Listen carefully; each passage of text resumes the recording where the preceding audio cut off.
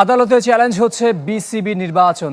অবৈধ ঘোষণার রায় এলে নতুন নির্বাচনের প্রত্যাশা বিএনপিপন্থী সংগঠকদের। বর্তমান বোর্ডের অনেকেই পরবর্তী কমিটিতে থাকতে তদবির করছেন বলে জানিয়েছেন মোহামেডান কর্মকর্তা মাসুদুজ্জামান। পরিচালক আসিফ আকবরকে সংযত হওয়ার আহ্বান তার।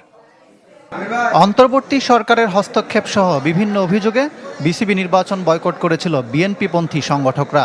অ্যাডহক কমিটি থেকে জেলা ও বিভাগের কাউন্সিলর করার সিদ্ধান্তকে চ্যালেঞ্জ করে রিট করেছিল হাইকোর্টে। সেখানে রায় তাদের পক্ষে এলেও চেম্বার আদালতের স্থগিতাদেশের পর একপেশে নির্বাচন অনুষ্ঠিত হয়।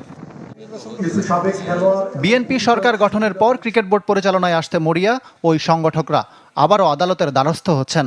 এবার পুরো নির্বাচনের বৈধতা চ্যালেঞ্জ করবেন।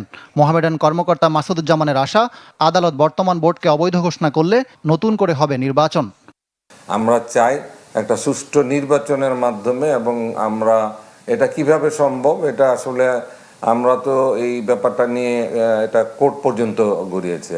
কোর্ট থেকে যেই রায়টা আসবে সেই রায়ের মাধ্যমেই আসলে আমরা একটা সঠিক পথ আমরা পাবো।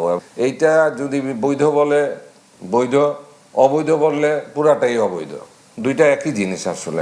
তামিম ইকবালকে সামনে রেখে নির্বাচনী প্রক্রিয়ায় ছিল বিএনপিপন্থী সংগঠকরা। পরবর্তীতে ঢাকা লিগ খেলা নিয়ে মতপার্থক্য তৈরি হলেও সাবেক অধিনায়কের উপর আস্থা রাখছে। আগে না পরে সেটা সময় বলে দিবে। আমরা তো এখনো ওকে আগে দেখছি, এখনো আগেই দেখি। ও আমাদের জাতীয় দলের নেতৃত্ব দেওয়া খেলোয়াড়, এবং এই জাতিকে, এই ক্রিকেটকে, এই বাংলাদেশকে ও বহু কিছু দিয়েছে। গুঞ্জন, নতুন কমিটিতে থাকার জন্য ইতিমধ্যে দৌড়ঝাঁপ শুরু করেছেন বর্তমান পরিচালকদের অনেকে। ভুল পাল্টে পট টিকে রাখতে চলছে তদবির। ক্রীড়া প্রতিমন্ত্রী ও তামিম ইকবালকে নিয়ে একের পর এক মন্তব্য করে আলোচনায় পরিচালক আসিফ আকবর। তার বক্তব্যে বিরক্ত সংগঠকরা।